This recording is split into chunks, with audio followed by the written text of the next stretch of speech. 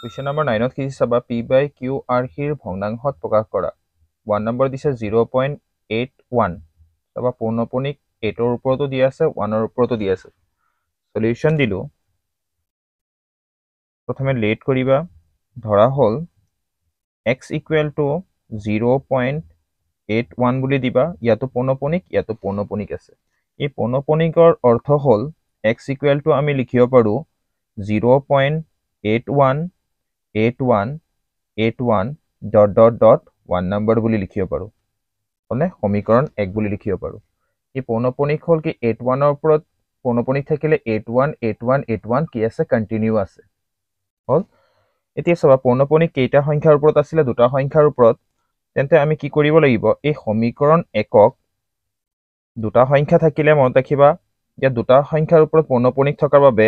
এই সমীকৰণ 1ক আমি মাল্টিপ্লাই কৰিব পাৰো 100 এৰে হল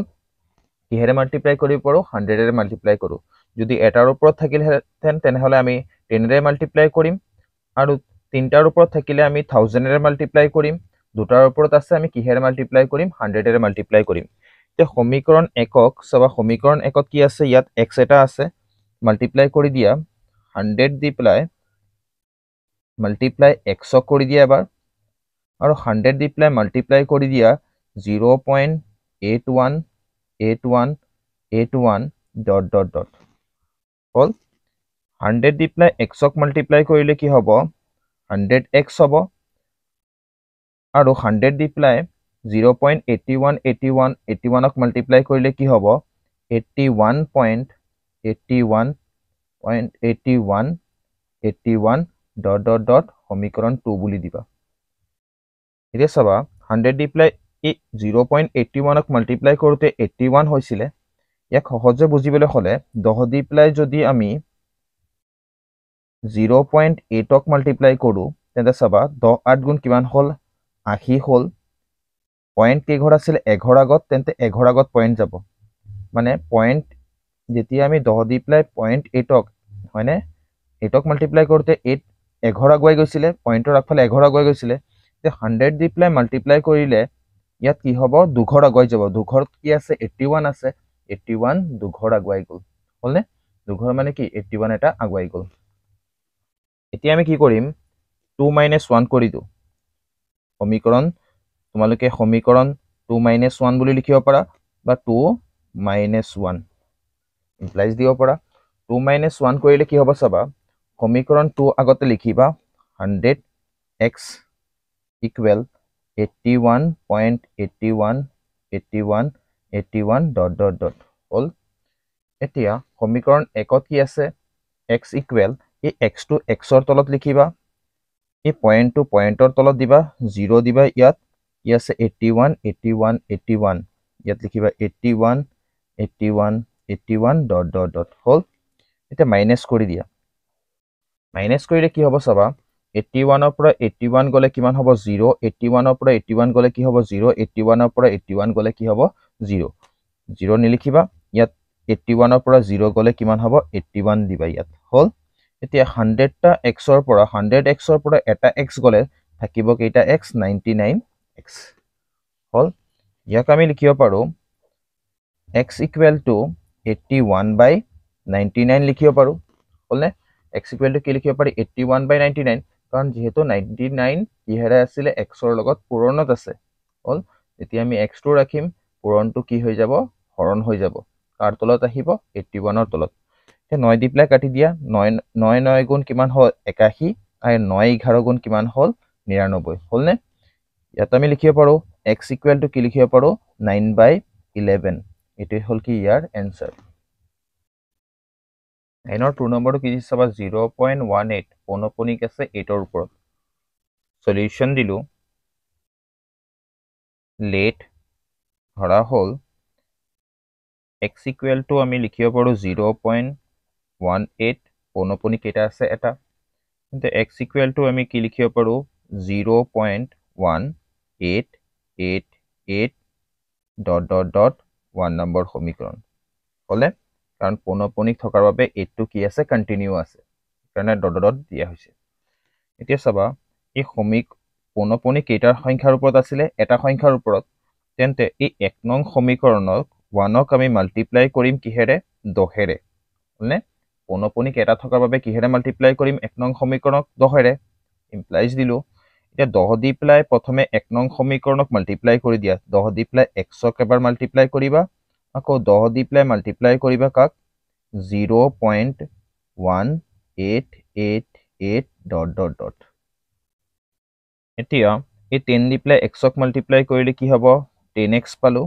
ইকুৱেল 10 দি প্লাই এতিয়া 0.1888ক মাল্টিপ্লাই কৰিলে কি হ'ব এটা সংখ্যা আগুৱাই যাব হলে দশমিকৰ পিছৰ এটা সংখ্যা আগুৱাই যাব কি হ'ব ইয়াত 1.88 তবে ইয়াত কেইটা নম্বৰ আছে এটা দুটা তিনটা চাৰিটা তেন্তে 8 লগাই দিয়া কেইটা এটা দুটা তিনিটা চাৰিটা ... 2 বুলি দিবা হলনে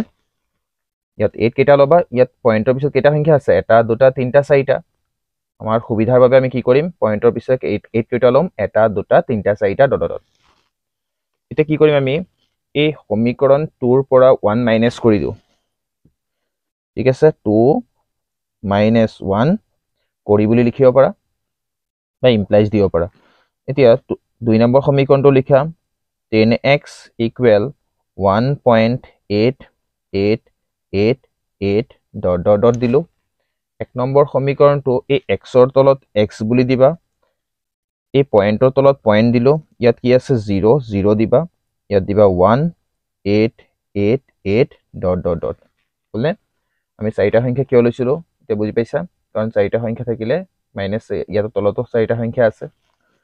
মাইনাস কৰি দিয়া মাইনাস কৰিলে কি হ'ব চাবা 10টা x ৰ পৰা এটা x গল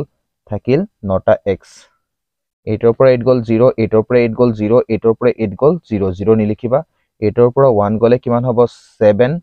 ইয়াত চাবা এই পইণ্ট নামিব ইয়াত কিমান হ'ব 1 হলনে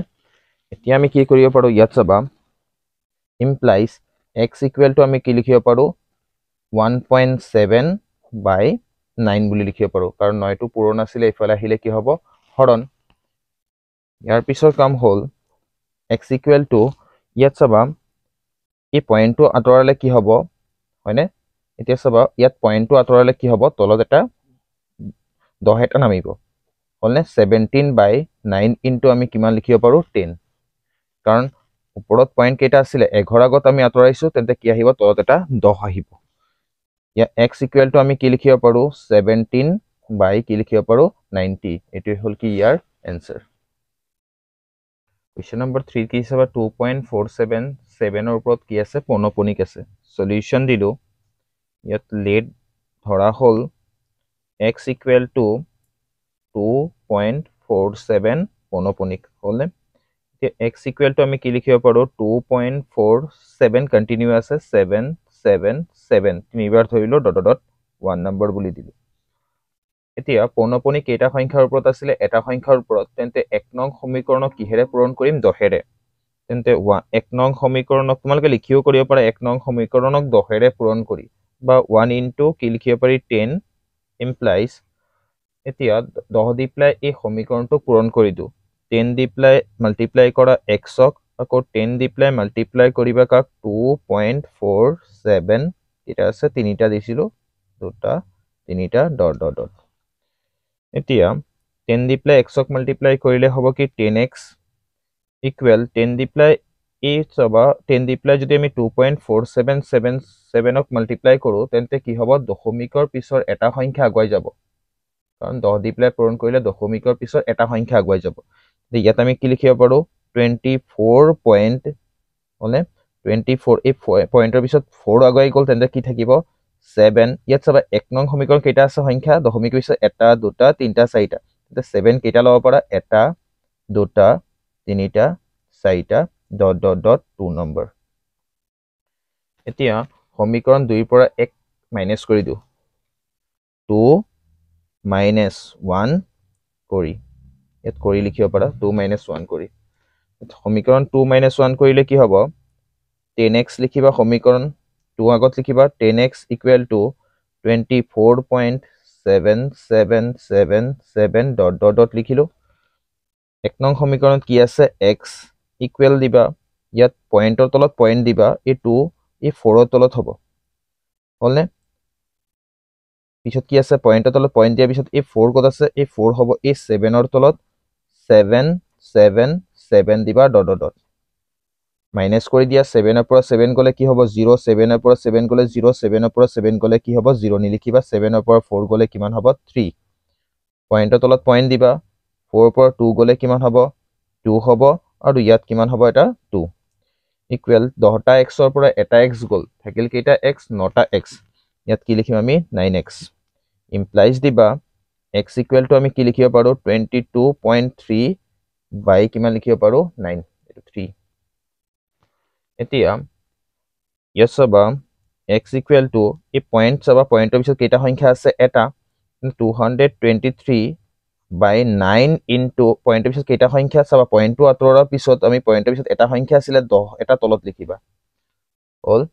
এতিয়া ইয়াক আমি লিখিব পাৰো x ইকুৱেল টু 223 বাই 90 এটো হল কি ইয়াৰ आंसर क्वेश्चन नंबर 4 কি দিছে চাবা 2.44431 পৌনপুনিক দিছে 3 ৰ ওপৰতো 1 ৰ ওপৰত পৌনপুনিক দিছে দুটা সংখ্যাৰ ওপৰত লেট চাবা আমি কি লিখিছো x ইকুৱেল টু 2.4431 পৌনপুনিক দিছো এটা পৌনপুনিক 31 ৰ ওপৰত থকাৰ বাবে আমি কি লিখিব পাৰো x ইকুৱেল টু 2.443131 কি আছে কন্টিনিউ আছে ডট মানে কি কন্টিনিউ আছে তে পৌনপুনিক কেইটা সংখ্যাৰ ওপৰত আছিল দুটা সংখ্যাৰ ওপৰত তেন্তে সমীকৰণ একক আমি কিহেৰে পূৰণ কৰিব পাৰো এশৰে তে ইয়াতে আমি কি লিখিম 1 মাল্টিপ্লাই কি লিখিব পাৰো 100 ইমপ্লাইজ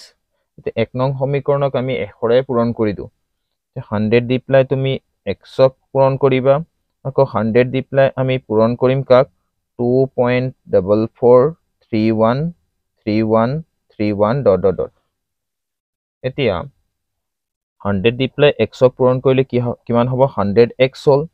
100 দি প্লাই 2.443131ক মাল্টিপ্লাই কৰিলে পইণ্টৰ পিছত সব 100 দি প্লাই মাল্টিপ্লাই কৰিলে এই পইণ্টৰ পিছত দুঘৰ আগুৱাই যাব দুঘৰ আগুৱাই গলে কি হ'ব 244.3131 এতিয়া সব ইয়াত সংখ্যা কেইটা আছে এটা দুটা তিনটা চাৰিটা পাঁচটা ছটা সাতটা আঠটা আছে কিন্তু ইয়াত কেইটা লৈছিলো আমি ছটা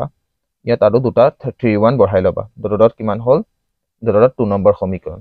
এতিয়া 2 নম্বৰ সমীকৰণৰ পৰা 1 নং 2 নং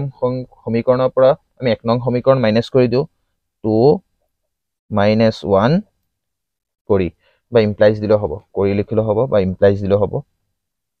এতিয়া ইয়াত আমি লিখিব পাৰো কি 100x ইকুৱেল 244.31313131 ডট ডট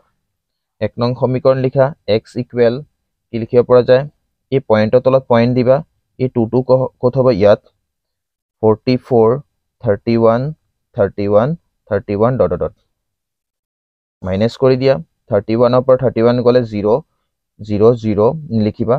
ইয়াত 11 ৰ পৰা 4 মাইনাস কৰি দিয়া এক কেৰি কৰা এক ধাৰ কৰা হলনে ইয়াত থাকিব কিমান 2 ইয়াত কিমান হ'ব 11 11 ৰ পৰা 4 গলে কিমান হ'ব 7 ইয়াত কি আছিল আমাৰ 2 আছিল এক ধাৰ কৰা কিমান হ'ব 12 12 ৰ পৰা 4 গলে কিমান হ'ব 8 পয়েন্ট দিলো ইয়াৰ পৰা এক ধাৰ কৰিছিলো থাকিল কিমান হল 3 ইয়াৰ পৰা এক 3 3 পৰা 2 গলে কিমান হ'ব 1